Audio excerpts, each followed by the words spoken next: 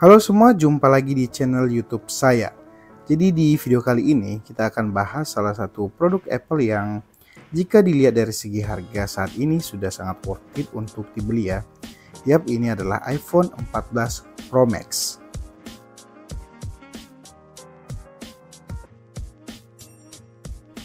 Jadi semenjak iPhone 15 series keluar di akhir tahun kemarin, rasa-rasanya iPhone 14 Pro Max ini menjadi sangat worth it untuk dibeli. Dan menurut saya juga mulai banyak orang dan mungkin teman-teman termasuk salah satu di antaranya yang merasa iPhone 14 Pro Max ini sudah cukup worth it jika kita menilainya berdasarkan price to performance. Nah, jadi apa saja yang membuat iPhone 14 Pro Max ini menjadi sangat layak di tahun 2024 ini? Mari kita bahas. Yang pertama adalah desain. Secara desain menurut saya iPhone 14 Pro Max ini masih terbilang segar ya. Ini tentu saja karena memang secara desain iPhone keluaran terbaru saat ini yaitu series 15 Pro tidak jauh berbeda bentuk untuk garis desain maupun secara layoutnya. Perubahan minim ini membuat iPhone 14 Pro series tidak terasa ketinggalan sama sekali. Ya, kecuali orang yang melihat iPhone ini akan memperhatikan secara detail tombol silent dan bezel dari iPhone ini. Yang mana pada iPhone 15 Pro series sudah diganti dengan tombol aksi dan bezelnya pun sedikit lebih melengkung.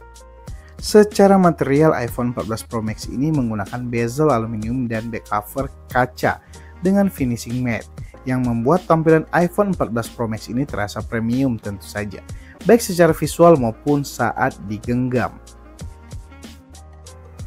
Kemudian jika bicara soal tampilan depannya, iPhone 14 Pro Max punya tampilan yang juga bisa dibilang tidak ketinggalan.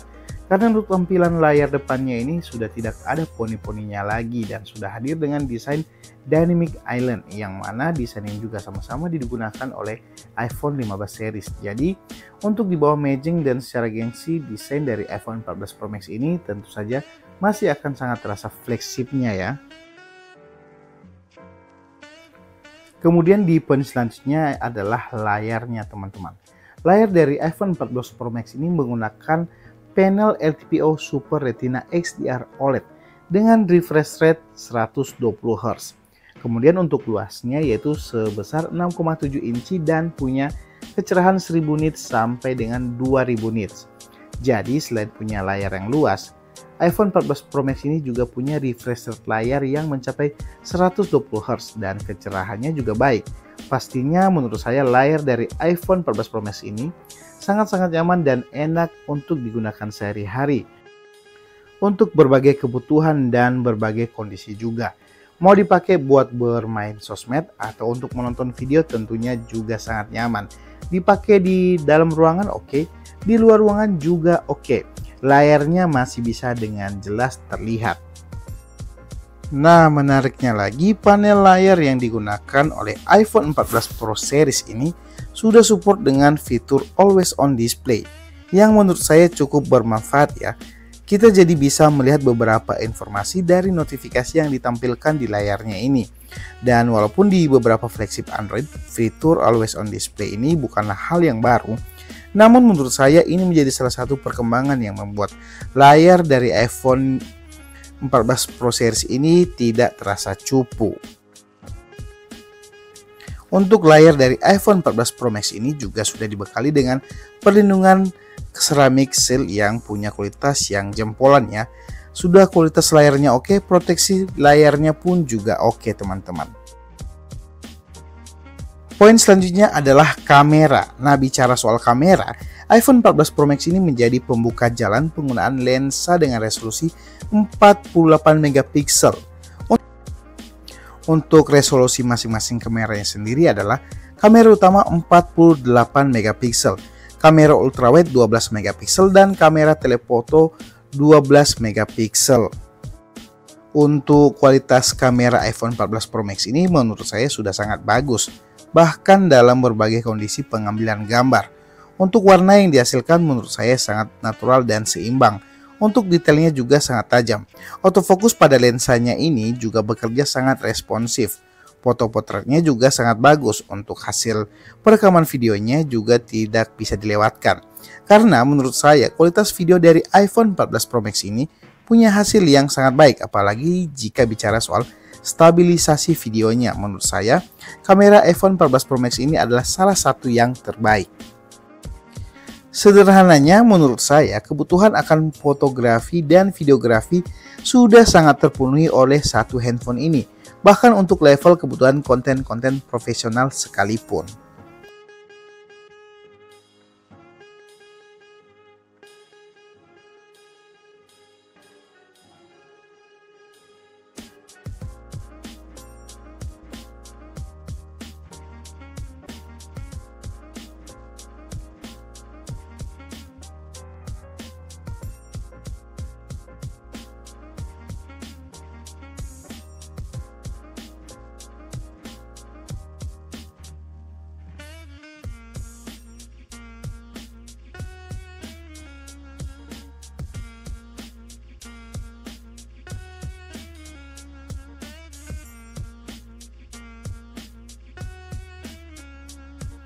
Oke, kita lanjut untuk bahas poin selanjutnya, yaitu tentang performa dari iPhone 14 Pro Max ini. Secara performa tidak usah ditanyakan lagi, yang mana chipset Apple A16 Bionic yang digunakan oleh handphone ini punya tenaga badak. Bisa dibilang hampir semua aplikasi baik sosial media maupun gaming yang support di Apple Store bisa dibabat habis oleh chipsetnya ini. Memang bukan chipset Apple terkencang saat ini, namun menurut saya chipset ini punya performa yang bisa diandalkan di tahun 2024 ini. Tidak mengherankan banyak pro player game yang memilih iPhone untuk digunakan sebagai perangkat gamingnya. Apalagi untuk momen-momen awal chipset Apple A17 Pro yang digunakan di iPhone 15 Pro Series, pastinya untuk game-game yang ada sekarang menurut saya belum sepenuhnya disesuaikan dengan settingan chipset ini. Jadi ya, menurut saya secara performa chipset Apple A16 Bionic saat ini masih bisa dibilang termasuk chipset Apple dengan performa yang maksimal. Untuk performa gamenya ya sama seperti yang saya sampaikan di awal, chipset ini punya tenaga badak teman-teman, yang mana baik itu game ringan maupun game berat sekalipun bisa dibabat habis oleh game ini. Contohnya untuk game Genshin Impact, semua bisa dijalankan dengan sangat lancar di settingan yang lumayan tinggi teman-teman. Suhu handphone saat digunakan saat bermain game ini pun tidak terlalu terasa panas ya, mungkin karena sudah cukup menyesuaikan dengan aplikasi game ini. Jadi untuk keseluruhan bermain game Genshin Impact dengan handphone ini sangat lancar ya, tidak terasa ada kendala sama sekali. Nah, kemudian untuk game PUBG Mobile juga sama teman-teman. Game ini bisa berjalan dengan sangat lancar dengan grafis yang paling tinggi yaitu di 90 fps. Tidak ada delay sama sekali, respon layar juga saat digunakan sangat responsif. Intinya sangat menyenangkan menggunakan handphone ini untuk bermain beberapa game seperti Genshin Impact ataupun PUBG Mobile ini di perangkat ini teman-teman.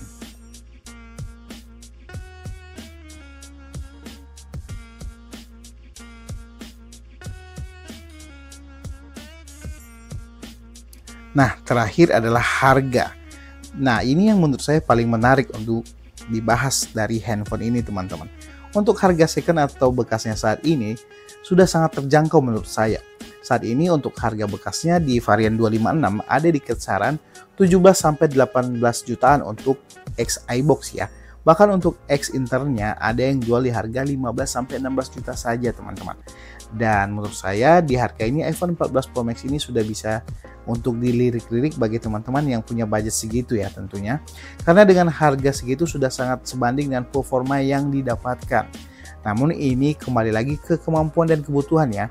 Saya bilang murah karena pertama saya memang butuh dan fitur-fitur yang ada di handphone ini bisa menunjang atau membantu saya untuk membuat konten dan juga tentunya ada budget untuk membeli handphone ini pastinya teman-teman. Jadi kesimpulannya, apakah masih layak digunakan di tahun 2024? Menurut saya masih sangat layak ya.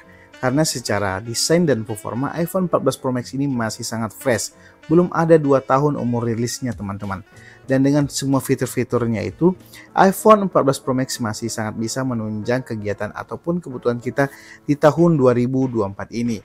Dan pastinya juga untuk support software-nya masih sangat panjang ya. Ditambah lagi harganya yang sudah turun membuat handphone ini menjadi semakin menarik untuk dibeli menurut saya.